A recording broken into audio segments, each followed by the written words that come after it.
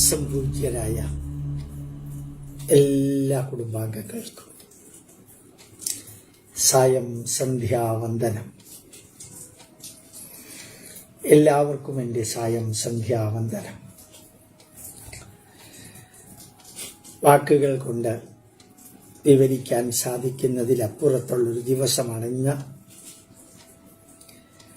കഴിഞ്ഞ മാസം ഈ ദിവസം ഞാനൊരു സന്ദേശം കൊടുത്തിരുന്നു. അതൊത്തിരി പേരെ സ്വാധീനിച്ചു. അതിൻ്റെ തുടർച്ചയായിട്ട്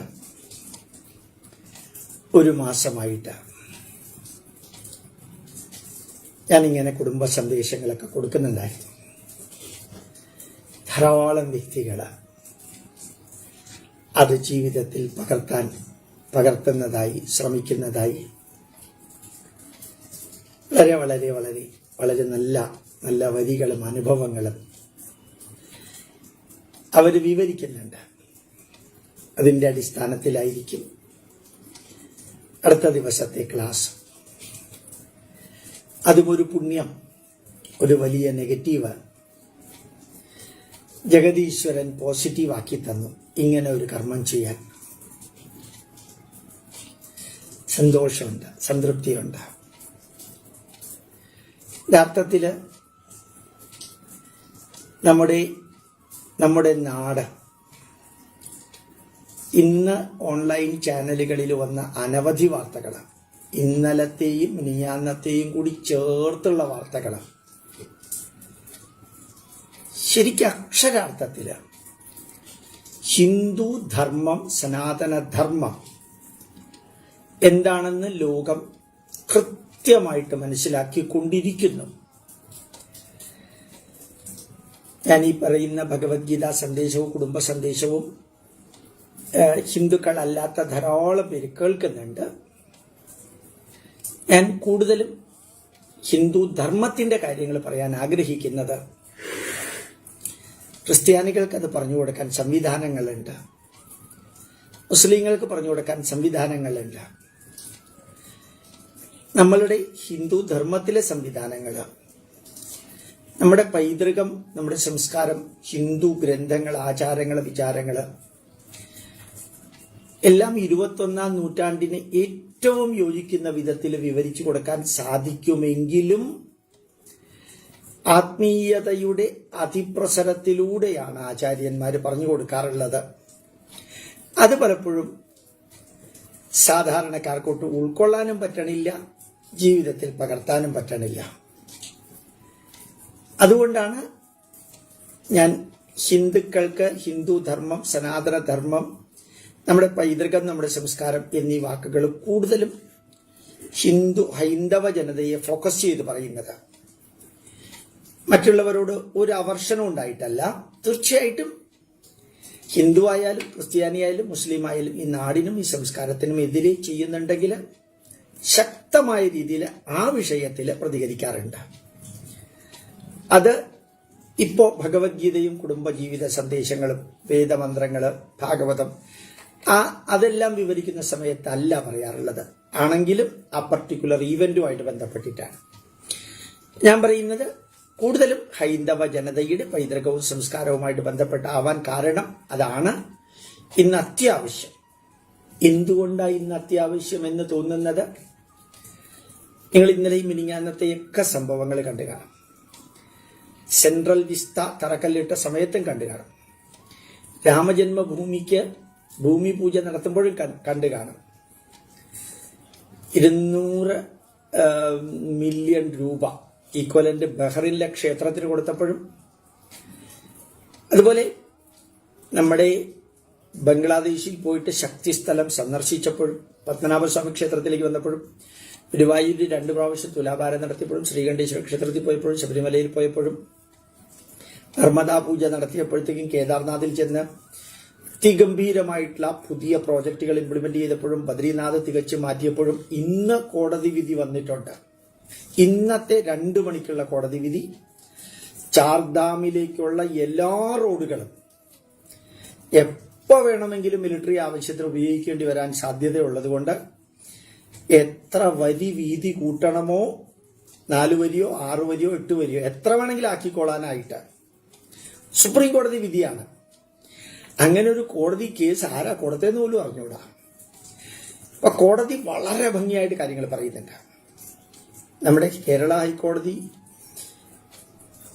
ജസ്റ്റിസ് കുഞ്ഞികൃഷ്ണനോ കുഞ്ഞിക്കണ്ണനോ, ക്ഷമിക്കണം, ആ പേരെനിക്ക് കുഞ്ഞികൃഷ്ണൻ സാറാവാനാണ് സാധ്യത.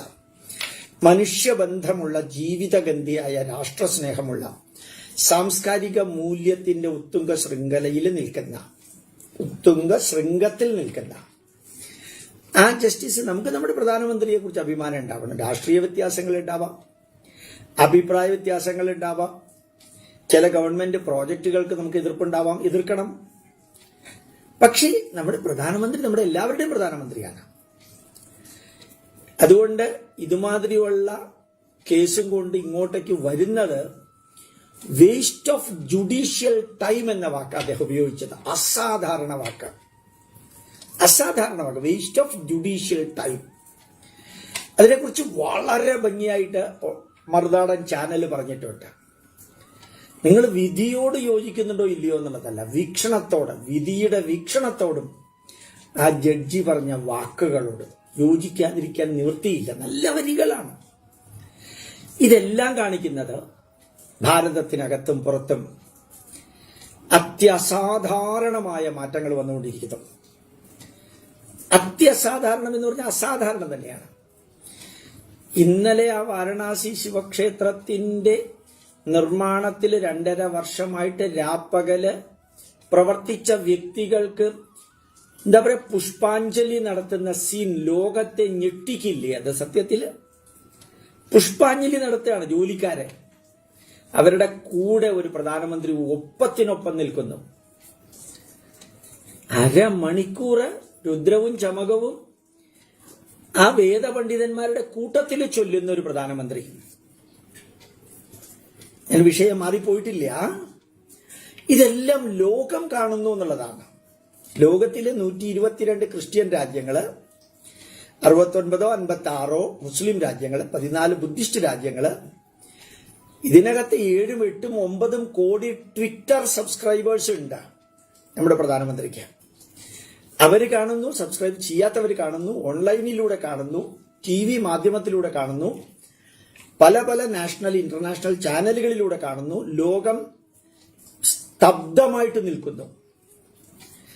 അതായത് ഇന്ന് സ്വർണ്ണ താമ്പാളത്തിൽ ഹിന്ദു ധർമ്മം ലോകത്തിന്റെ മുമ്പിൽ പാദങ്ങളിൽ വെച്ചിരിക്കുകയാണ്. ഹിന്ദു ക്ഷേത്രം പാകിസ്ഥാനിൽ തകർത്തപ്പോൾ ലോകം പ്രതികരിച്ചു. ഹിന്ദുക്കളെ ബംഗ്ലാദേശിൽ ചുട്ടുകരിച്ചപ്പോൾ ലോകം പ്രതികരിച്ചു. പണ്ട് പതിവില്ല. അതായത് ഇന്ന് ഹിന്ദു ധർമ്മം ലോകത്തിനറിയാം. അനുഷ്ഠാനങ്ങളും ആചാരങ്ങളും അറിയാം. ഗുരുവായൂർ ഏകാദശി ഇന്നലെ മുതൽക്ക് ഇന്ന് വരെ വ്യാപിച്ചു കിടക്കുന്ന ഗുരുവായൂർ ഏകാദശിയില് ഇന്നലെ ആരോ ഒരാള് നാമം ജപിക്കാൻ പറഞ്ഞിരിക്കുകയാണ്. കൃഷ്ണനെയും എല്ലാം കൂടി ചേർത്ത് നാമം ജപിക്കാൻ പറഞ്ഞിരിക്കുന്നു ഗുരുവായൂർ ഏകാദശിയുടെ അന്ന്. 1 സെക്കൻഡിൽ 7 8 പേരാണ് ആ നാമജപം എഴുതുന്നത്. ഓൺലൈൻ ചാനലില് ഗുരുവായൂർ ഏകാദശി. സാധാരണ വേഷത്തിലിരിക്കുന്ന ഒരാചാര്യൻ. അപ്പൊ നമുക്ക് ആചാരങ്ങൾ അറിയാം. നമ്മൾ ഓണം, ജന്മാഷ്ടമി, വിജയദശമി, വിഷു, അങ്ങനെ പലതും, ക്ഷേത്ര ഉത്സവങ്ങള്, ക്ഷേത്ര ആരാധനകള്, ക്ഷേത്ര വിശ്വാസങ്ങള് അടിമുടി അനുഷ്ഠാനങ്ങളായിട്ട് ഇന്ന് ചെയ്യുന്നു. ഒന്ന്, ലോകത്തിന്റെ മുമ്പിൽ ഭാരതം നമ്മുടെ സമുജ്വലമായ പൈതൃകത്തെ ഭരണകർത്താക്കളിലൂടെ കാണിക്കുന്നു. 2, അത് ഉൾക്കൊണ്ട ഹൈന്ദവ ജനത അത്യസാധാരണമാം വിധത്തിൽ ആചാരാനുഷ്ഠാനങ്ങളിലേക്ക് പോകുന്നു. 3, വേണ്ടതും കൂടി. നമ്മുടെ പൈതൃകത്തെക്കുറിച്ചുള്ള അറിവ് അത് കുറവാ. അത് ആർക്കും ഇല്ല. ഉള്ളത് മുഴുവനും ഈ ആചാരങ്ങളും അനുഷ്ഠാനങ്ങളുമാണ് ഹിന്ദുധർമ്മം എന്ന് ധരിച്ചുകൊണ്ടിരിക്കുകയാണ്. ഭാഗവതം ഇങ്ങനെ വായിച്ചർത്ഥ സന്ദേശങ്ങൾ പറഞ്ഞ് 21-ാം നൂറ്റാണ്ടിൽ യോജിച്ച വിധത്തിൽ ഇന്റർപ്രറ്റ് ചെയ്യണം എന്നുള്ളത് അറിഞ്ഞൂടാ. വേദത്തെക്കുറിച്ച് കേട്ടുകേൾവി പോലും ഇല്ല. രാമായണം കഥാരൂപത്തിൽ മാത്രമാണ് പറഞ്ഞ് ആസ്വദിക്കുകയോ അല്ലെങ്കിൽ പഠിപ്പിക്കുകയോ ചെയ്യാറുള്ളത്. ദർശനങ്ങളുടെ ഒന്നും അറിഞ്ഞുകൂടാ. ദർശനങ്ങൾ എന്താന്ന് പോലും ആർക്കും അറിഞ്ഞുകൂടാ. ഭാരതം മുഴുവനും കാണണമെന്ന് നിർബന്ധമില്ല. ഞാനും നിങ്ങളും ഭാരതം മുഴുവനും കാണണമെന്ന് നിർബന്ധമില്ല. പക്ഷെ ഭാരതത്തിന്റെ മാപ്പ് കാണണ്ടേ? ഇത് ഭാരതത്തിന്റെ മാപ്പാണ്. ഇവിടെയാണ് കേരളം, ഇവിടെയാണ് തമിഴ്നാട്, ഇവിടെ കർണാടക, ഇവിടെ ആന്ധ്ര, ഇവിടെ ഛത്തീസ്ഗഡ്, ഇവിടെ ഉത്തരാഞ്ചല്, ഇവിടെ ഉത്തർപ്രദേശ്, ഇവിടെ ബീഹാർ, ഇവിടെ ബംഗാള്, ഇവിടെയാണ് നാഗാലാൻഡ്, മിസോറാം, മേഘാലയ, ത്രിപുര. ഇതെവിടെയാണെന്ന് അറിയണ്ടേ നമ്മള്? ഹൈദരാബാദില് CSIR ലാബറട്ടറിയില് ഗസ്റ്റ് ഹൗസിൽ 2 ദിവസം താമസിച്ചപ്പോ അവിടത്തെ കുക്ക് എന്നോട് ചോദിക്കുകയാണ്, गोपालकृष्ण सर अब तो केरला से आ रहे हैं ना? हाँ, वो केरला इंडिया में है. ഇന്നത്തെ കണ്ടീഷൻ ആണെങ്കിൽ അന്ന് പറയാമായിരുന്നു ഇന്ത്യയിലാണോ എന്ന് സംശയമുള്ള രീതിയിലാണ് ഇവിടുത്തെ ആൾക്കാർ ഭരിക്കുന്നത് എന്ന് പറയാമായിരുന്നു. അന്ന് കുറെ കൂടി തലയ്ക്കകത്തുള്ളവരായിരുന്നു കേരളം ഭരിച്ചിരുന്നത്, ആരും ആവട്ടെ. അപ്പൊ ഈ കേരള ഭാരതത്തിലാണോ എന്ന് അയാൾ ചോദിക്കണത്. അയാൾ പാവമാണ് കേട്ടോ, വലിയ വിദ്യാഭ്യാസമൊന്നുമില്ല, വളരെ പാവപ്പെട്ട നല്ല ഒരു അബ്ദുൾ ഖാദർ എന്നൊക്കെയാണ് പേര്. ഏതായാലും നല്ല മനുഷ്യൻ, അസൽ മനുഷ്യൻ, മനുഷ്യത്വത്തിന്റെ പരമകാഷ്ഠയിലുള്ള വ്യക്തിയാണ് കുക്കായിട്ടിരിക്കുന്നത്. അപ്പൊ യഥാർത്ഥത്തിൽ നമ്മളിപ്പോ ഭാരതം മുഴുവനും പര്യടനം നടത്തിയില്ല, തീർത്ഥയാത്ര നടത്തിയില്ല. പക്ഷെ ഭാരതത്തിലെ സംസ്ഥാനങ്ങളും ഭാരതത്തിന്റെ മാപ്പ് നമ്മൾ കാണണ്ടേ? ആ കാണല് നമുക്ക് ഹിന്ദു ധർമ്മത്തിൽ വേണ്ടേ? ഹിന്ദു ധർമ്മം നമ്മുടെ സിന്ധ്യ ഞാൻ ഇത്രയും സിസ്റ്റർ ഈ ഭഗവത്ഗീതയുടെ ക്ലാസ് നമ്മുടെ ക്ലാസ്സിനെ കുറിച്ചിട്ടും ഒരു വലിയ പാരഗ്രാഫ് എഴുതിയിട്ടുണ്ട്. കമന്റിലല്ല, നമ്മുടെ ഫേസ് പേജിൽ എഴുതിയിട്ടുണ്ട്. അത് വായിച്ച പറയാതെ കൈകൂപ്പി സിന്ധ്യ മാഡത്തിനെ തൊഴണമെന്ന് തോന്നി. അവരിത് കേൾക്കാൻ കാരണം അവര് പള്ളിയിൽ പോകുമ്പോഴത്തേക്കും അവിടുത്തെ പള്ളിയിൽ അച്ഛൻ ഭഗവത്ഗീതയെക്കുറിച്ചും ഭാഗവതത്തെക്കുറിച്ചും നമ്മുടെ പല ഗ്രന്ഥങ്ങളെക്കുറിച്ചും വേദ സന്ദേശങ്ങളും പള്ളിയിൽ പറയുമായിരുന്നു.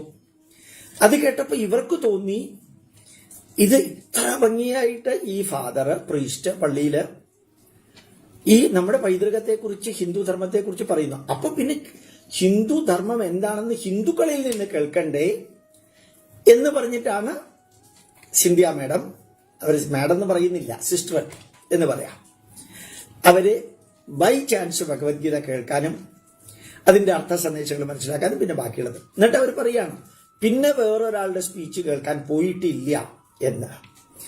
അതായത് ഏത് വിഭാഗത്തിൽപ്പെട്ടവരാണെങ്കിലും കൊടുക്കേണ്ടതുപോലെ കൊടുക്കേണ്ടവർക്ക് കൊടുക്കേണ്ട വിഷയങ്ങൾ കൊടുക്കേണ്ട സമയത്ത് കൊടുത്തു കഴിഞ്ഞാൽ എടുക്കേണ്ടതുപോലെ എടുക്കേണ്ട വിഷയങ്ങൾ എടുക്കേണ്ട സമയത്ത് എടുക്കും, തീർച്ചയായിട്ടും എടുക്കും. അത് കൊടുക്കാൻ ആൾക്കാരില്ല. പക്ഷെ സംവിധാനം എന്താ? പണ്ടാണെങ്കിൽ ആൾക്കാരും ഇല്ല, സംവിധാനവും ഇല്ല. ഇന്ന് കുറച്ചാൾക്കാരെങ്കിലും ഉണ്ട്. അത് ലക്ഷക്കണക്കിന് ജനങ്ങളിലേക്ക് എത്തിക്കാൻ സംവിധാനം ഉണ്ട്. ഇന്ന് ഒരാൾ നമ്മുടെ സുരേന്ദ്രൻ ചേട്ടനും അതുപോലെ മോഹൻജിയും പറയുകയുണ്ടായി, സാറ് ഈ യൂട്യൂബിൽ കൊടുക്കുന്നതിന്റെ അറേഞ്ച്മെന്റ് ഒക്കെ വളരെ പൂറാണ്, അങ്ങനെയൊന്നും പോരാ, പ്രൊഫഷണലി ആവണം. സാറിന്റെ അതേ സ്പീച്ച് ഹിന്ദുയിസം മലയാളത്തിലും ന്യൂസ് കഫയിലും മറ്റുള്ളതിലൊക്കെ കൊടുക്കുമ്പോൾ എന്ത് ഭംഗിയാ കാണാൻ. ഞാൻ പറഞ്ഞു, നമ്മുടെ സംവിധാനം അറിവ് കൊടുക്കൽ മാത്രമാണ്. ബാക്ക്ഗ്രൗണ്ടില് ശ്രദ്ധിക്കുന്ന വ്യക്തികളല്ല പരിധിക്കപ്പുറമുള്ളത്. പക്ഷെ കൊടുക്കണം, ഗംഭീരമായിട്ട് അത് കൊടുക്കണം. കുറെ അധികം കാര്യങ്ങൾ കൊടുക്കാൻ ആൾക്കാരുണ്ട്, എല്ലാ ഭാഷയിലും കൊടുക്കാൻ ആൾക്കാരുണ്ട്. മാത്രമല്ല വളരെ ഗംഭീരമായിട്ട് ജനങ്ങൾക്ക് എത്തിക്കാൻ അസാധാരണ സംവിധാനമുണ്ട്. പോക്കറ്റിലെ മൊബൈലിൽ ഇരുന്നുകൊണ്ട് എപ്പോഴൊക്കെ കിട്ടുമോ, പലരും പറയാറുണ്ട്, ഭഗവത്ഗീത ഒഴിച്ച് ബാക്കിയെല്ലാം അടുക്കളയില് ജോലി ചെയ്തുകൊണ്ടിരിക്കുമ്പോഴാണ് കേൾക്കുന്നത്. എക്സലന്റ്, വളരെ നല്ലതല്ലേ? എപ്പോഴാണ് നിങ്ങൾക്ക് സാധിക്കാന്ന് വെച്ചാൽ 1 പ്രാവശ്യം 2 പ്രാവശ്യമൊക്കെ കേൾക്കാം. അതുകൊണ്ട് എനിക്ക് എല്ലാ ദിവസവും അഭ്യർത്ഥിക്കുന്ന മാതിരി പറയാനുള്ളത്, ഹിന്ദു ധർമ്മം ഭാരതീയ സംസ്കാരത്തെ ലോകത്തിന്റെ മുമ്പിൽ എത്തിക്കാൻ ഭാരതം ഭരിക്കുന്നവർ കച്ചകെട്ടി ഇറങ്ങിയത് ഒരു വിമർശനങ്ങളും ഒരു രക്തച്ചൊരിച്ചിലും ഒരു പ്രതിഷേധവും ഒരു നെഗറ്റീവും ഒരു കമന്റും ഒരു തരത്തിലുള്ള ക്രിറ്റിസിസവും ഇല്ലാതെ ലോകത്തിന്റെ മുമ്പിൽ വ്യാപിച്ചുകൊണ്ടേയിരിക്കുന്നു എന്നുള്ളത് ഇന്ന് മിനിഞ്ഞാന്ന് ഈ മരണം ഉൾപ്പെടെ ബിപിൻ റാവത്തിന്റെ മഹാപുരുഷന്റെ മരണം ഉൾപ്പെടെയുള്ളത് ലോകം ഹിന്ദു ധർമ്മത്തെക്കുറിച്ച് മനസ്സിലാക്കാൻ ഉപയോഗിച്ചു. മാത്രമല്ല, നമ്മളെ സ്വീകരിക്കാൻ തയ്യാറായിക്കൊണ്ട് ധാരാളം പേര് വരുന്നു. അകത്തും പുറത്തും ആചാരാനുഷ്ഠാനങ്ങൾ സ്വീകരിക്കാൻ തയ്യാറായിട്ടുള്ളവര് ഇംപ്ലിമെന്റ് ചെയ്യുന്നു. ആചാരാനുഷ്ഠാനങ്ങൾ ശരിയോ തെറ്റോ എന്നുള്ളതൊന്നും നോക്കാതെ കുറവുള്ളത് അറിവ് കൊടുക്കലാണ്. ആ അറിവ് കൊടുക്കാൻ നമുക്ക് സാധിക്കട്ടെ. അത് നിങ്ങളുടെ ഉത്തരവാദിത്വമാണ്. അത് കൃഷ്ണായനം എന്ന് പറഞ്ഞാലും വിരോധമില്ല, ഗീതായനം എന്ന് പറഞ്ഞാലും വിരോധമില്ല. അതല്ല കൃഷ്ണസേന ഗീതാസേന പറഞ്ഞാലും വിരോധമില്ല. ശരിക്ക് ഹിന്ദു ധർമ്മത്തെ കുറിച്ചിട്ടാണ് ഇപ്പോ ഭഗവത്ഗീതയിലെ ഇപ്പോഴുള്ള വരികളില് കൃഷ്ണൻ വിവരിക്കുന്നത്. ഇനി നമുക്ക് അതിലേക്ക് കടക്കാം.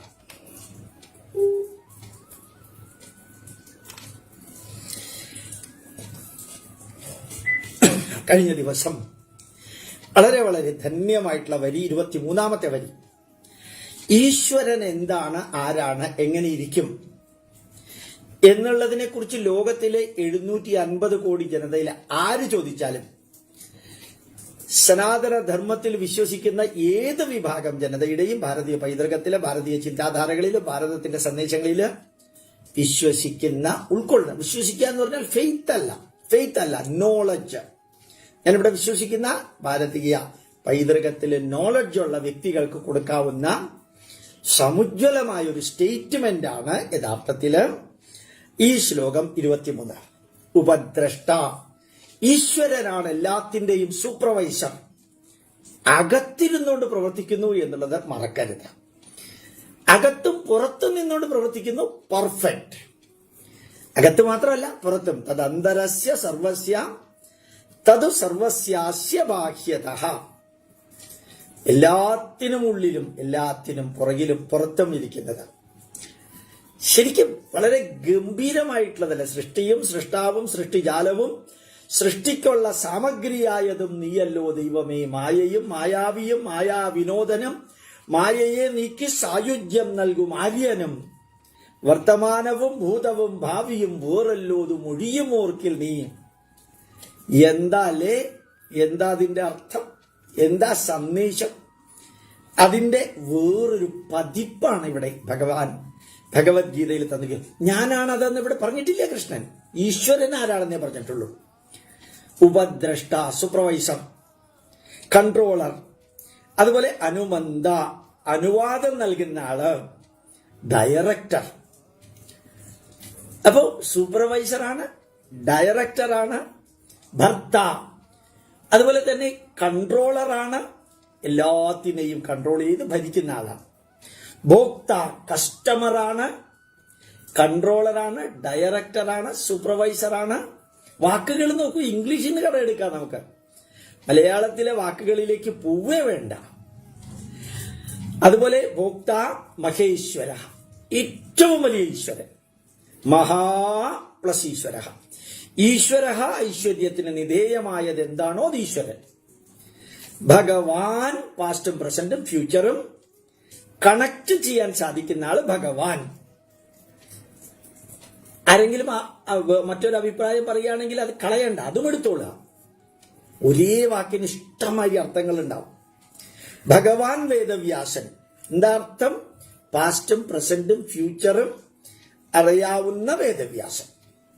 ഭഗവാൻ രമണ മഹർഷി, ഭഗവാൻ വാൽമീകി, ഭഗവാൻ ശങ്കരാചാര്യര്, ഭഗവാൻ രാമകൃഷ്ണദേവൻ, ഭഗവാൻ സത്യസായി ബാബ. വാക്കുകളൊന്നും തെറ്റില്ല. ഭഗവാൻ നാരായണ ഗുരുദേവൻ. കോടതിക്ക് സംശയം തോന്നി ഭഗവാൻ എന്ന വാക്ക് നാരായണ ഗുരുദേവൻ ഉപയോഗിക്കാമോ എന്ന്. കോടതിക്ക് സംശയം തോന്നാൻ കാരണം ഇംഗ്ലീഷ് വാക്ക് ഗോഡ് എന്നാണ് അവിടെ ഉപയോഗിച്ചത്. അതിന് ട്രാൻസ്ലേഷൻ ഭഗവാൻ എന്ന് കൊടുത്താൽ തെറ്റാണ്. ഗോഡ് എന്ന വാക്കിന് മലയാളത്തിലോ സംസ്കൃതത്തിലോ ഒന്നും ട്രാൻസ്ലേഷൻ ഇല്ല. അല്ലെ, സാമ്പാർ എന്നുള്ളതിന് ഇംഗ്ലീഷിൽ എന്താ പറയാ, ചട്നി എന്നുള്ളതിന് ഇംഗ്ലീഷിൽ എന്താ പറയാ. പല പല വാക്കുകൾക്കും ഇംഗ്ലീഷിലും ഇല്ല, ഇംഗ്ലീഷിലുള്ള പലതിനും മലയാളത്തിലും ഇല്ല. ധർമ്മം എന്നുള്ളതിന് എന്താ പറയാ മലയാളത്തിലെ ഇംഗ്ലീഷില്? ധർമ്മം എന്നുള്ളതിന് ഡ്യൂട്ടിയാ. ഡ്യൂട്ടി എന്ന് പറഞ്ഞു കഴിഞ്ഞാൽ നിങ്ങളുടെ കർത്തവ്യമല്ലേ, ധർമ്മമല്ലല്ലോ. റെസ്പോൺസിബിലിറ്റി, അത് നിങ്ങളുടെ ഉത്തരവാദിത്വം അല്ലേ, അപ്പോഴും ധർമ്മമല്ലല്ലോ. പ്രിവിലേജ്, അത് നിങ്ങളുടെ അവകാശമല്ലേ, അപ്പോഴും ഇത് ധർമ്മമല്ലല്ലോ. അപ്പൊ ധർമ്മം എന്നുള്ള വാക്കിന് എന്താ പറയാ? ഇല്ല. ഇടയ്ക്ക് ഒന്നുകൂടി പറയാം. കഴിഞ്ഞ ദിവസം ഒരു ഇസ്മായേൽ എന്ന് പറയുന്ന വ്യക്തി ഒരു കമന്റ് ഇട്ടു. ആ കമന്റിലേക്കായിരുന്നു ഭൂരിഭാഗത്തിന്റെയും ശ്രദ്ധ പോയത്. വളരെ വളരെ പ്രധാനപ്പെട്ട ഒരു വിഷയമായിരുന്നു ഇന്നലെ കൈകാര്യം ചെയ്തത്. ഇസ്മായേലിന്റെ ഉദ്ദേശം നമ്മളുടെ ശ്രദ്ധ തിരിക്കുക. അയാള് ഇന്നലെ അതിൽ വിജയിച്ചു. ഇനി മുതൽക്കത് സംഭവിക്കരുത്. മറുപടി കൊടുക്കാൻ 1, 2, 3 പേര്. അത് ഷാർപ്പ്. അത് കഴിഞ്ഞു. നമ്മള് ഭഗവത്ഗീതയിലേക്ക് വരണം. എല്ലാത്തിലും അങ്ങനെ തന്നെയാണ്. അതുകൊണ്ട് ഇനി തിരിച്ച് നമ്മൾ വിഷയത്തിലേക്ക് വരുമ്പോൾ ഉപദ്രഷ്ട, അനുമന്ത, ഭർത്ത, ഭോക്ത, മഹാപ്ലസീശ്വര. ഈ ഹിന്ദു ധർമ്മത്തിലെ വാക്കാണ് ഞാനിപ്പോ പറയുന്നത്. ഇന്നലെ പറഞ്ഞത് പലരും ശ്രദ്ധിക്കാത്തതുകൊണ്ട് ആവർത്തിക്കുന്നു. പരമാത്മേതി ച അഭി ഉക്ത. എന്റെ പരമാത്മാവേ എന്ന് വിളിച്ചാൽ ഇതെല്ലാം അതിനകത്തുണ്ടെന്നർത്ഥം. പരമാത്മാവെന്ന് പറഞ്ഞാൽ കൺട്രോളറാണ്, ഡയറക്ടറാണ്, സൂപ്പർവൈസറാണ്, എല്ലാത്തിൻ്റെയും ചെയർമാനാണ്. എല്ലാത്തിനെയും കൂടി നമ്മൾ സാധാരണ പറയാറുണ്ട്, my life should be useful, purposeful, fruitful, in short meaningful. അർത്ഥം മനസ്സിലായി? Useful, purposeful, fruitful, in short meaningful. ഈ 3 വാക്കുകൾക്കും പകരം ഒരു വാക്ക്. അതുകൊണ്ട് ഓർമ്മിക്കാനുള്ളത്, നിങ്ങൾ ഈശ്വരനാണ് സൂപ്പർവൈസർ. എല്ലാത്തിന്റെയും മേൽനോട്ടക്കാരൻ ഈശ്വരനാണ്. എല്ലാത്തിനും അനുമതി നൽകുന്നത് ഈശ്വരനാണ്. എല്ലാത്തിന്റെയും നിയന്താവ് ഈശ്വരനാണ്. എല്ലാത്തിന്റെയും ഉപഭോക്താവും അധികാരിയും ഈശ്വരനാണ്.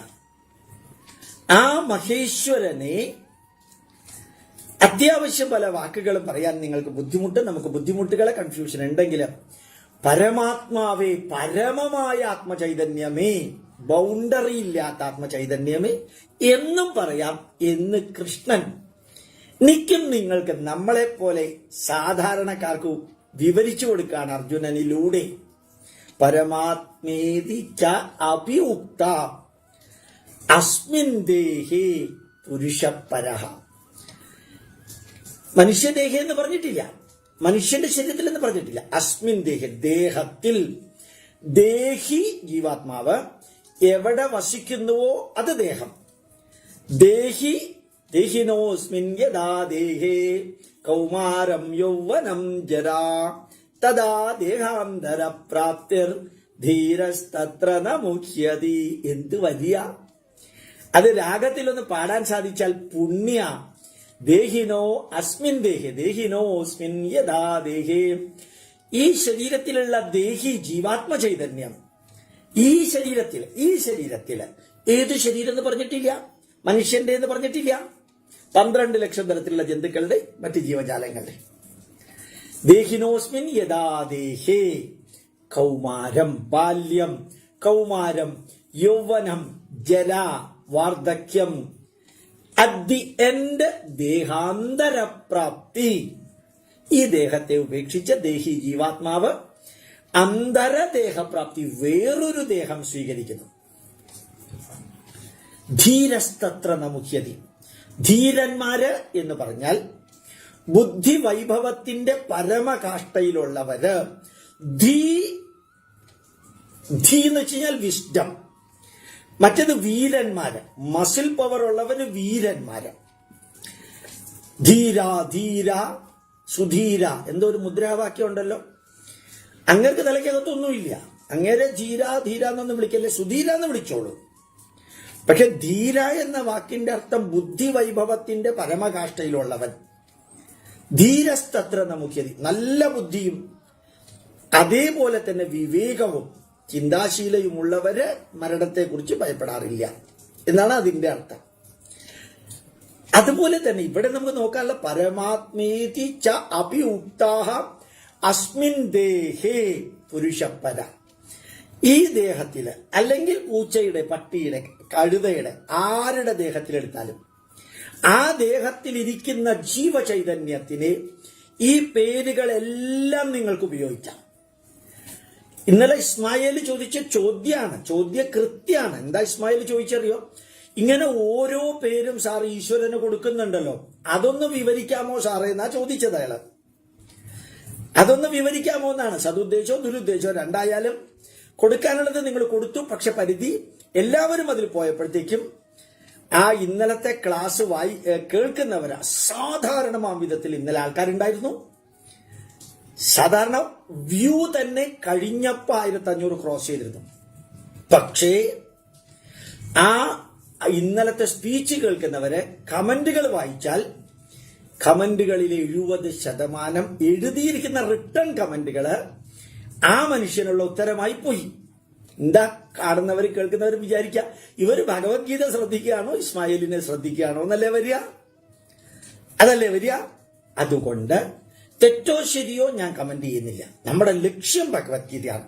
പ്രത്യേകിച്ച് ഈ വരികളൊക്കെ നമ്മൾ വളരെ ഇമ്പോർട്ടന്റ് ഒന്നും അല്ലെന്ന് വിചാരിച്ചിരിക്കുന്ന വരികളില് എത്രയാ ടൺ കണക്കിന് ഹിന്ദു ധർമ്മത്തിന്റെ മെസ്സേജുകളാണ്. ഹിന്ദു ധർമ്മത്തിന്റെ ടൺ കണക്കിനുള്ള മെസ്സേജുകളാണ്. കേൾക്കുന്നവർക്ക് ലോകത്തിൽ ആരോടും പറയാൻ സാധിക്കുന്ന അത്രയും കപ്പാസിറ്റിയുള്ള മെസ്സേജുകളാണ് ഇതിനകത്തുള്ളത്. അതുകൊണ്ട് ശരീരത്തിലുള്ള പ്രപഞ്ചപുരുഷ ചൈതന്യത്തിന്റെ സെൻസ് ആയിട്ടുള്ള ജീവാത്മ ചൈതന്യം, ആ ജീവാത്മ ചൈതന്യത്തെ പരമാത്മാവെന്ന് പറയുന്നു. അതാണ് ഏത് മഹേശ്വരൻ എന്ന് പറയാം, അതാണ് ഉപദ്രഷ്ടാവെന്ന് പറയാം, അനുമന്താവെന്ന് പറയാം, ഭർത്ത എന്ന് പറയാം. ഭർത്ത എന്ന് വെച്ചാൽ ഭരിക്കുന്ന ആള്, ഭോക്ത കൺസ്യൂമർ എന്ന് പറയാം.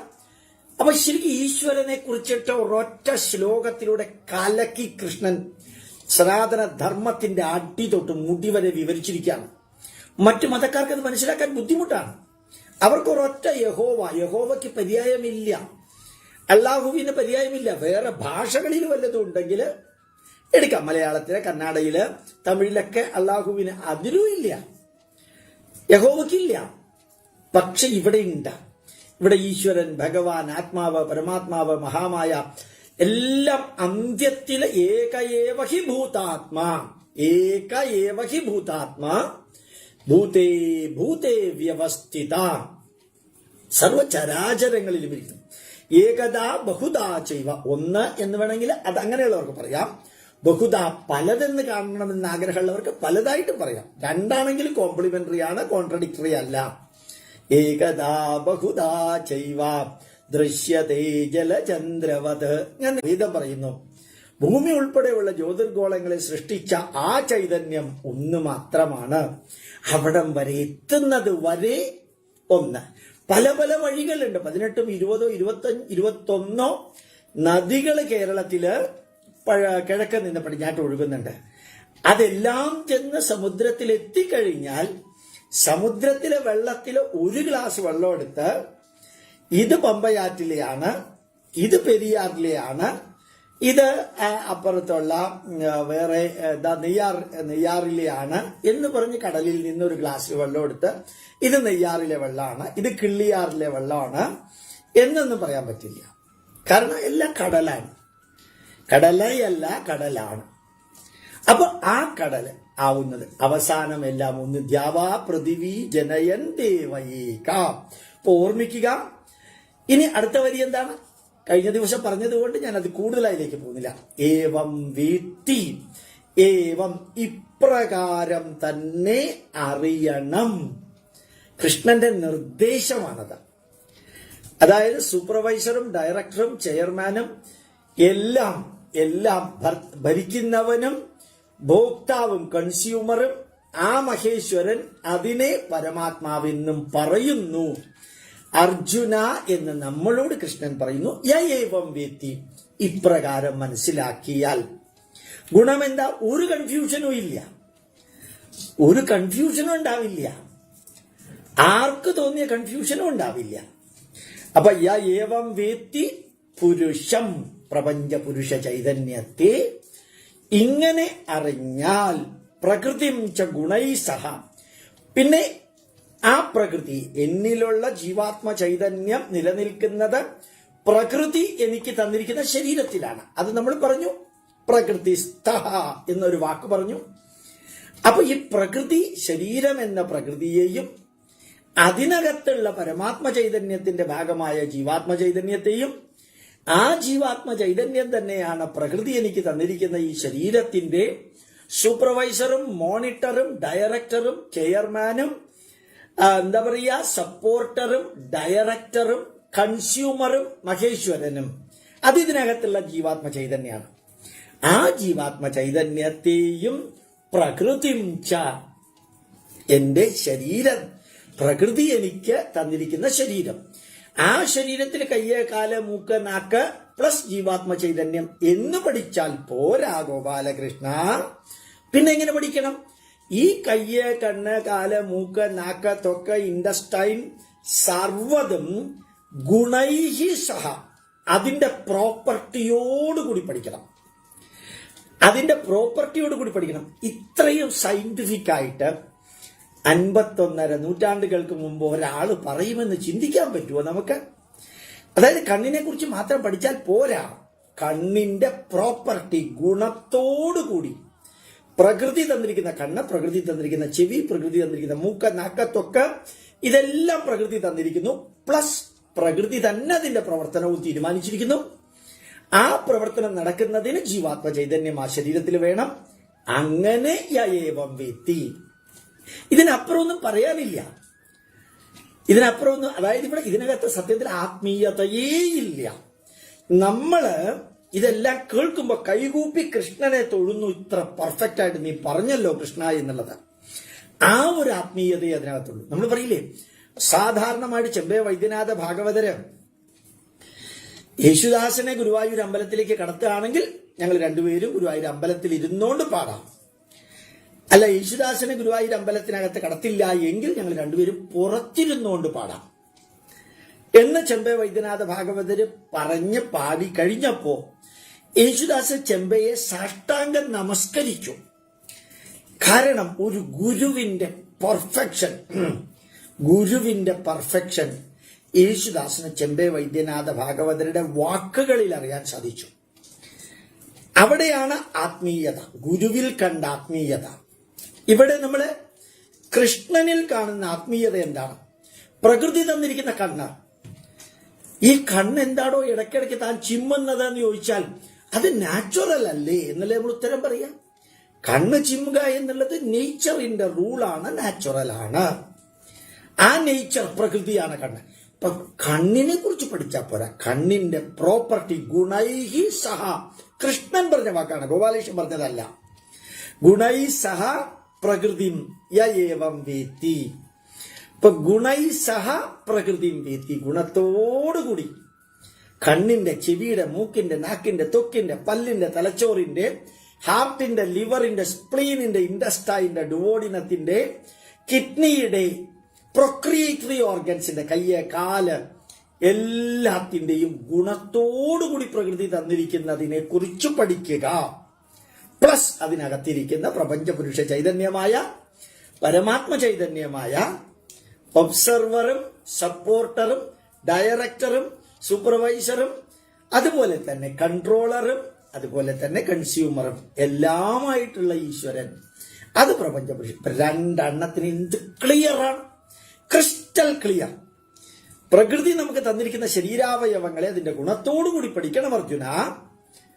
പ്ലസ് അതിനെല്ലാത്തിനെയും പ്രവർത്തിപ്പിക്കുന്ന ആ പരമാത്മ ചൈതന്യത്തെ കുറിച്ച് പഠിക്കണം. ഇതിനപ്പുറം ലോകത്തില് ഒരു സയൻസിലും ഒരാൾക്കൊന്നും പറയാനില്ല, ഒരു ആത്മീയതയിലും ഒരാൾക്കൊന്നും പറയാനില്ല. അത്രയ്ക്കും പെർഫെക്റ്റ് ആയിട്ടാണ് കൃഷ്ണൻ പറഞ്ഞിരിക്കുന്നത്. സർവഥാ, എല്ലാ പ്രകാരത്തിലും, വർത്തമാന അപി യേവം വേത്തി, ഇപ്രകാരം പരമാത്മ ചൈതന്യമായ, ജീവാത്മ ചൈതന്യമായ, പ്രപഞ്ചപുരുഷ ചൈതന്യമായ ആ ചൈതന്യത്തെ കുറിച്ചും അത് നിവസിക്കുന്ന ശരീരാവയവങ്ങളുടെ പ്രോപ്പർട്ടിയോടുകൂടിയും യേവം വേത്തി, ആരാണോ പൂർണ്ണമായിട്ടും പഠിക്കുന്നത് അവൻ സർവഥാ വർത്തമാനോപി. ഇതാണ് ശ്രീകൃഷ്ണനെ ഡോക്ടർ ശ്രീകൃഷ്ണനാക്കുന്നത്. ഡോക്ടർ ശ്രീകൃഷ്ണൻ, മിസ്റ്റർ ശ്രീകൃഷ്ണൻ അല്ല, ശ്രീകൃഷ്ണനും അല്ല, ഒന്നുമല്ല ഡോക്ടർ ശ്രീകൃഷ്ണൻ. സർവഥാ വർത്തമാനോപി. നീ ഏത് പണിയില് വ്യാപൃതനായാലും, ഏത് കർമ്മം ചെയ്താലും, നിന്റെ ഏത് ഭൗതിക ലെവലില് സയന്റിഫിക് ആയിട്ടുള്ള, ടെക്നോളജിക്കൽ ആയിട്ടുള്ള, അഡ്മിനിസ്ട്രേറ്റീവ് ആയിട്ടുള്ള, എക്കണോമിക്കൽ ആയിട്ടുള്ള, ഇന്റലക്ച്വൽ ആയിട്ടുള്ള, അക്കാഡമിക് ആയിട്ടുള്ള ഏത് ലെവലിൽ നീ പ്രവർത്തിച്ചാലും, ചിന്തിച്ചാലും, വീക്ഷിച്ചാലും, ലക്ഷ്യമിട്ടാലും, മാർഗം തിരഞ്ഞെടുത്താലും ശരി, അർജുന സർവഥാ വർത്തമാനോപി, ഏത് തരത്തിൽ നീ നിലനിന്നാലും, വീണ്ടും ഞാൻ പറയുന്നു, highest qualification, lowest qualification, richest, poorest, ഇതൊന്നും ഒരു പ്രശ്നമല്ല. പ്രധാനമന്ത്രിയായിട്ട് നിന്നാലും വിരോധമില്ല, മുഖ്യമന്ത്രിയായിട്ട് നിന്നാലും വിരോധമില്ല, ഏത് തരത്തിലുള്ള രാഷ്ട്രീയക്കാരനാണെങ്കിലും വിരോധമില്ല. ഇത് രണ്ടും പെർഫെക്റ്റ്ലി അറിയുന്നവൻ ഇന്നത്തെ രാഷ്ട്രീയത്തിൽ പ്രവർത്തിക്കില്ല, അത് ഉറപ്പാണ്. ഇന്നത്തെ രീതിയിലുള്ള രാഷ്ട്രീയത്തിൽ അവൻ പ്രവർത്തിക്കില്ല. ഇത് രണ്ടും ഈ രീതിയിൽ അറിഞ്ഞു കഴിഞ്ഞാൽ. പക്ഷേ അറിഞ്ഞു കഴിഞ്ഞവൻ ഏത് കർമ്മമണ്ഡലത്തിൽ പ്രവർത്തിച്ചാലും ഋഷഭദേവനെ പോലെ ഈശ്വരന്റെ പരമകാഷ്ഠയിലെത്തിയ യോഗി ആവണ്ട എന്ന് കൃഷ്ണൻ പറയുന്നു. ആവണമെന്നില്ല, ആവണ്ടെന്നല്ല, ആവണമെന്നില്ല.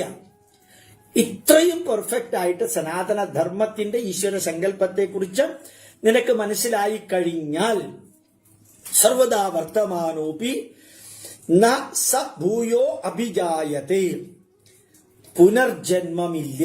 ഈ വാക്ക് തെറ്റരുത് കേട്ടോ.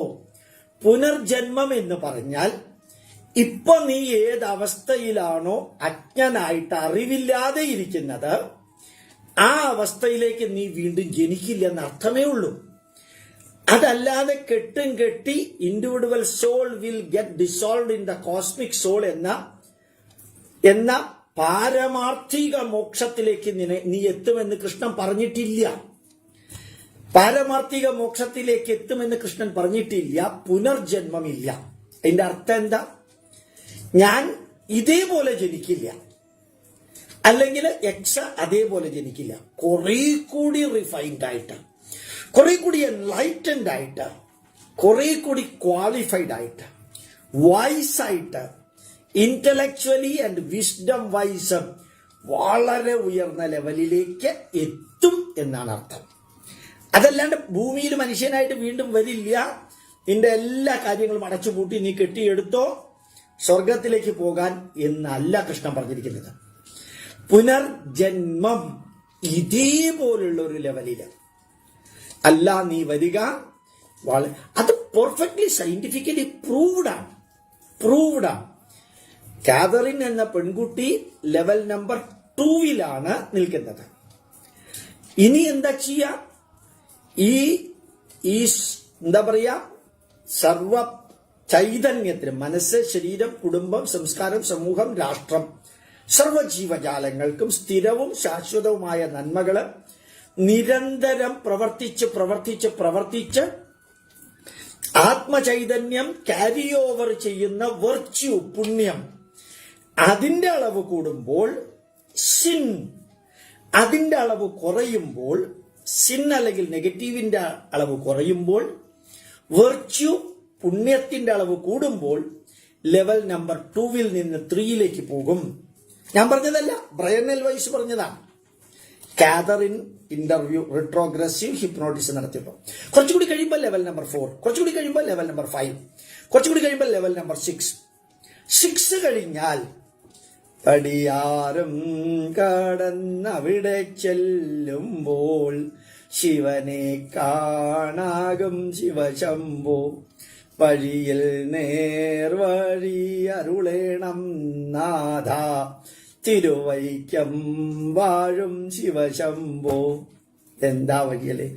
6ാമത്തെ ലെവലില് ആത്മാവ് ക്യാരി ചെയ്യുന്ന വെർച്യു 6ാമത്തെ ലെവലിലേക്ക് എത്തത്തക്ക വിധത്തിലായാൽ individual soul will get dissolved in the cosmic soul and further rebirth is not there. പക്ഷെ കൃഷ്ണൻ പറയുന്നു, ഈ ജീവാത്മാവിനെ മഹേശ്വരനായിട്ട്, പരമാത്മ ചൈതന്യത്തിന്റെ ഭാഗമായിട്ട്, പ്രപഞ്ചപുരുഷ ചൈതന്യമായിട്ട് കാണാനും പ്രകൃതി തന്നിരിക്കുന്ന അവയവങ്ങളെ അതിന്റെ ഗുണത്തോടുകൂടി മനസ്സിലാക്കാനും സാധിച്ചാൽ 6ാമത്തെ ലെവൽ എത്തിയെന്ന് കൃഷ്ണൻ പറയില്ലല്ലോ, പറഞ്ഞിട്ടില്ലല്ലോ കൃഷ്ണൻ. 6ാമത്തെ ലെവല് ഒറ്റയടിക്കെത്തുവോ? ഇത് പഠിച്ചാൽ, ഇത് സയന്റിഫിക് ആയിട്ട് പഠിക്കാൻ വലിയ ബുദ്ധിമുട്ടൊന്നുമില്ല. കൃഷ്ണൻ ഇത് വളരെ കോംപ്ലിക്കേറ്റഡ് ആണെന്നൊന്നും കൃഷ്ണൻ പറഞ്ഞിട്ടുമില്ല. ഇങ്ങനെ മനസ്സിലാക്കണമെന്നേ പറഞ്ഞിട്ടുള്ളൂ. അതും പറഞ്ഞിട്ടില്ല. ഇങ്ങനെ ആരാണോ മനസ്സിലാക്കുന്നത് അയാൾക്ക് ഇതേ ലെവലിലുള്ള ഒരു ജന്മം കിട്ടില്ല. ഇതിനേക്കാൾ വളരെ റിഫൈൻഡ് ആയിട്ടുള്ള ഒരു ജന്മമാക്കട്ടെ. എത്ര ബ്യൂട്ടിഫുൾ ആയിട്ട് നമുക്ക് പറയാൻ സാധിക്കില്ലേ? അല്ലെങ്കിൽ താൻ നിരന്തരം ചെയ്യുന്ന കർമ്മങ്ങള്, താൻ നിരന്തരം ചെയ്യുന്ന സത്കർമ്മങ്ങള്, താൻ നിരന്തരം ചെയ്യുന്ന ദുഷ്കർമ്മങ്ങള്, താൻ നിരന്തരം ചെയ്യേണ്ടത് ചെയ്യാതിരുന്നാലുള്ള കർമ്മഫലങ്ങള് താൻ അനുഭവിച്ചിടുകന്നേ വരൂ. ഇവിടെ കർമ്മത്തെക്കുറിച്ച് കൃഷ്ണൻ പറയുന്നേയില്ല, അറിവിനെ കുറിച്ച് മാത്രമല്ലേ കൃഷ്ണൻ പറയുന്നത്. കർമ്മഫലം എന്നുള്ളത് വേറെ അനുഭവിച്ചേ തീരൂ കർമ്മഫലം എന്നുള്ളത്. അപ്പൊ പിന്നെ ആ കർമ്മഫലത്തെ കുറിച്ചിട്ടല്ല കൃഷ്ണൻ പറഞ്ഞത്, അറിവിനെ കുറിച്ചിട്ടാണ് പറഞ്ഞത്. ഈ അറിവ് ലഭിച്ചാൽ ഇനിയുള്ള ജന്മം ഇതേ ലെവലിലായിരിക്കില്ല. നമ്മൾ ചിലരെ കണ്ടിട്ടില്ലേ? ചിലരൊക്കെ നിങ്ങൾ തന്നെ അറിയാമല്ലോ, എത്രയോ കുട്ടികളെ കുറിച്ച് മാതാ മൃതാനന്ദമയുടെ ആശ്രമത്തിലുള്ള ഒരു ചെറിയ കുട്ടിയുണ്ട്. ആ കുട്ടിയുടെ പേര് എനിക്ക് ഓർമ്മ വരണില്ല. നമ്മുടെ അവര് പലരും പേര് പറയുകയുണ്ടായി. അതും ഇപ്പൊ ഈ അരുണോദയ് എന്ന് പറഞ്ഞ കുട്ടി, അങ്ങനെ കുറെ കുട്ടികൾ ഇപ്പൊ പുതിയതായിട്ട് ഇപ്പൊ സോഷ്യൽ മീഡിയ ഉള്ളത് കൊണ്ട് ഇങ്ങനെ സൂപ്പർ ക്വാളിറ്റിയുള്ള കുട്ടികളുടെ ജനനവും ചില കുട്ടികളുടെ കഴിവുകളൊക്കെ നമുക്ക് മനസ്സിലാക്കാൻ ഒരു വിഷമവും ഇല്ല. അവരെ പോലെ എൻലൈറ്റൻഡ് ജന്മം, എലിവേറ്റഡ് ജന്മം, മോർ റിഫൈൻഡ് ജന്മം, ആ ജന്മത്തിലേക്ക് നീ എത്തും. നമുക്ക് സയന്റിഫിക്കലി, ലോജിക്കലി, റാഷണലി കൃഷ്ണൻ പറഞ്ഞത് നമുക്ക് വിവരിക്കാൻ പറ്റുമല്ലോ. അതായത് ഇപ്രാവശ്യം ഒരു ആവറേജ് ആയിട്ട് ജനിച്ച ആള് മരിച്ച് പിന്നെ വരുമ്പോ വളരെ ഉയരത്തിലേക്ക്, വളരെ വളരെ ഹയർ ലെവലിലേക്ക് പോകുന്നു എന്നുള്ളതാണ് യഥാർത്ഥത്തില് കൃഷ്ണൻ പറഞ്ഞത്. ആ ഒരു വരിയില് ഹിന്ദു ധർമ്മത്തിന്റെ അടിത്തറ ആണിക്കല്ലുകളാണ് ഇവിടെയൊക്കെ തന്നിരിക്കുന്നത്. അങ്ങനെയാണ് തന്നിരിക്കുന്നത് എന്ന് എനിക്ക് അറിഞ്ഞൂടായിരുന്നു കേട്ടോ. എനിക്ക് അറിഞ്ഞൂടാ. ആത്മാനന്ദൻ എന്നാണ് ആ കുട്ടിയുടെ പേര്. എന്താ പ്രഭാഷണം!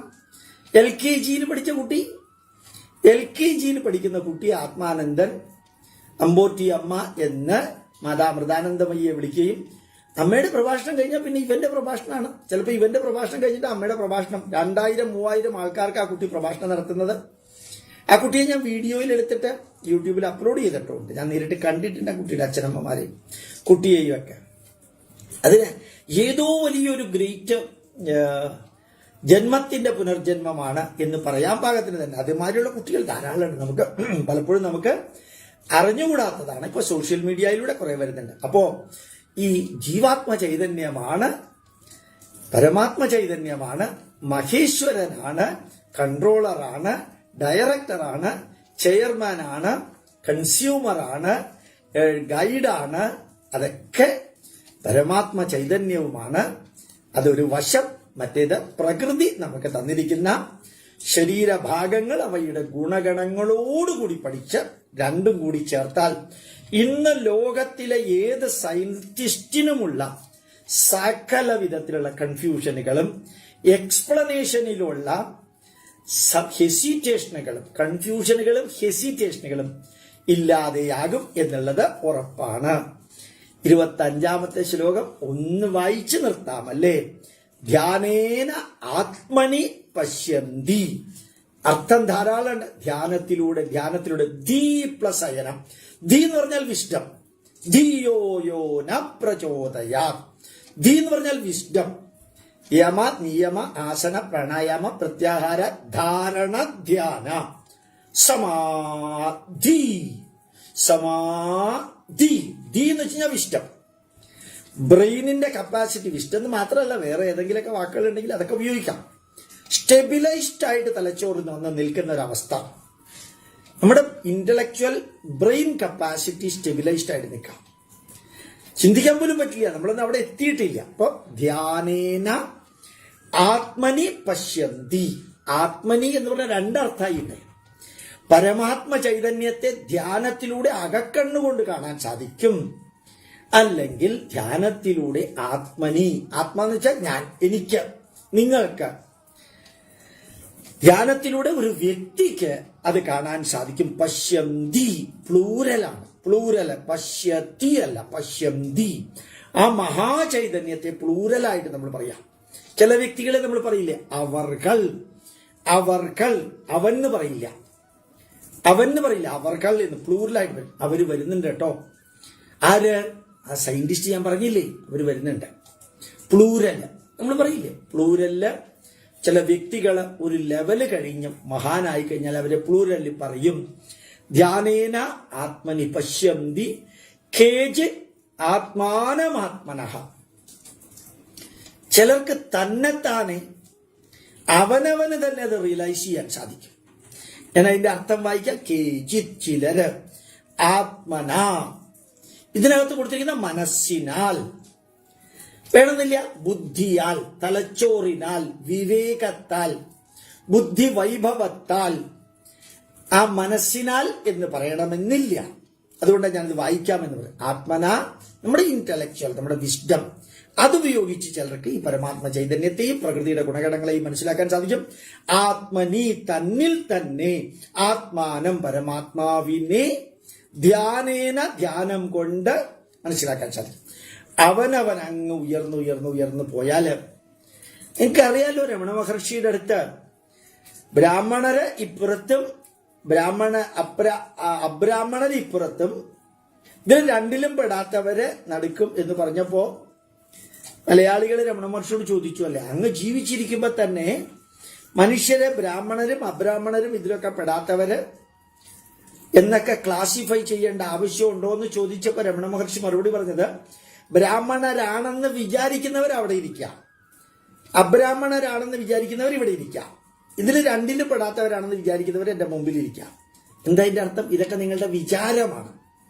ഞാൻ ബ്രാഹ്മണനാണെന്നുള്ളത് എന്റെ വിചാരമാണ്, ഞാൻ ക്രിസ്ത്യാനിയാണെന്നുള്ളത് എന്റെ വിചാരമാണ്, എനിക്ക് ഭഗവത്ഗീത വിവരിക്കാൻ സാധിക്കുക എന്നുള്ളത് എന്റെ വിചാരമാണ് അല്ലേ? എനിക്ക് കുറേയധികം വിചാരങ്ങളല്ലേ ആ രമണ മഹർഷി പറഞ്ഞ മാതിരി. അപ്പൊ ഇവിടെ ആ ധ്യാനേന ആത്മനി പശ്യന്തി, ധ്യാനത്തിലൂടെ ഈ പരമാത്മ ചൈതന്യത്തെ അകക്കണ്ണുകൊണ്ട് ചിലർക്ക് കാണാൻ സാധിക്കും. കേചിത് ആത്മാനമാത്മന, ചിലർക്ക് ബുദ്ധി ഉപയോഗിച്ച്, വിവേകം ഉപയോഗിച്ച് അവർക്ക് ധ്യാനത്തിലൂടെ പോയി അവസാനം ആ ലെവലിലേക്ക് എത്താൻ സാധിക്കും. അന്യേ വേറെ ചിലര് സാഖ്യയോഗത്തിലൂടെ, വേറെ ചിലര് കർമ്മയോഗത്തിലൂടെ അവിടേക്ക് എത്തും.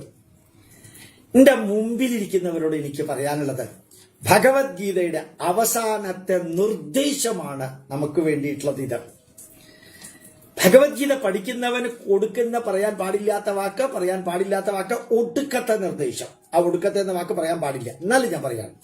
കാരണം നിങ്ങള് കൃഷ്ണൻ പറഞ്ഞ നിങ്ങൾക്ക് പോകണമെന്ന് തോന്നുകയാണെങ്കിൽ ഇത് ബുദ്ധിമുട്ടല്ലേ? ഇല്ല. കാരണം പറഞ്ഞു കർമ്മയോഗേന, നിങ്ങൾ പ്രവർത്തിച്ചുകൊണ്ടേയിരിക്കുക, നിങ്ങൾ അവിടെ എത്തും.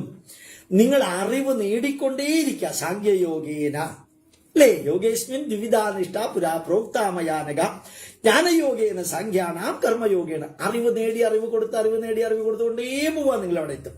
കർമ്മം ചെയ്തുകൊണ്ടേയിരിക്കുക, നിങ്ങൾ അവിടെ എത്തും. പിന്നെ ധ്യാനിച്ചുകൊണ്ടേയിരിക്കണമെങ്കിൽ ധ്യാനിച്ചുകൊണ്ടേയിരിക്കുക, നിങ്ങൾ അവിടെ എത്തും. പിന്നെ നിങ്ങൾക്ക് തന്നെത്താനെ അകത്ത്, നിങ്ങളെന്ന് ഞാൻ ഉദ്ദേശിച്ചത് നമുക്ക് എന്ന അർത്ഥത്തിലാണ്, ഞാൻ നിങ്ങളെ വിരൽ ചൂണ്ടിയതല്ല, നമ്മൾ രണ്ടുപേരും. ആ നമുക്ക് എന്നിലുള്ള ചൈതന്യമാണ് ആത്മചൈതന്യം, പരമാത്മ ചൈതന്യം. ആ ഡയറക്ടറും സൂപ്പർവൈസറും ഗൈഡും എല്ലാമായിട്ട്, ഭോക്ത അതുപോലെ തന്നെ ഭർത്ത ഭോക്ത എല്ലാം അതാണ് എന്ന് എനിക്കിഷ്ടമുള്ള വഴിയിൽ കൂടെ പോയാലും നിങ്ങളെല്ലാം അവിടെ തന്നെ എത്തും.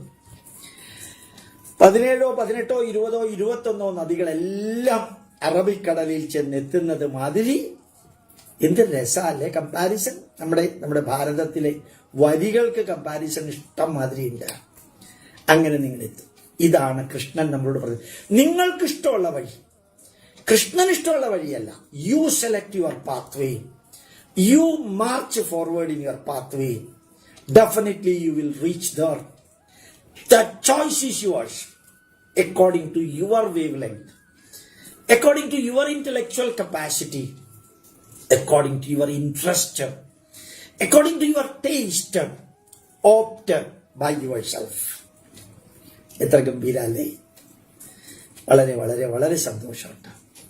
വാക്കുകൾ കൊണ്ട് വിവരിക്കാൻ സാധിക്കുന്നതിൽ അപ്പുറത്തുള്ള സംതൃപ്തിയോടുകൂടി ഭഗവത്ഗീത നിങ്ങൾ പറയുന്ന മാതിരി 6:27 കൃഷ്ണ ഗുരുവായൂരപ്പ എന്ന് പറഞ്ഞ് ഞാൻ ഇവിടെ ഇരിക്കും. 6:30 ആവുമ്പോ ക്ലാസ് തുടങ്ങും. ഇന്നത്തെ എൻ്റെ ക്ലാസ് നിങ്ങൾക്ക് എല്ലാവർക്കും സാക്ഷിയായിട്ടിരിക്കുന്ന നിങ്ങളുടെ ക്ലാസ് ഞാൻ നിങ്ങളുടെ പ്രാർത്ഥനകളുമെല്ലാം ഗുരുവായൂരപ്പന്റെയും ഭാരതമാതാവിന്റെയും ഋഷീശ്വരന്മാരുടെയും പാദങ്ങളിൽ സമർപ്പിക്കുന്നു എന്നല്ലേ പറയാ.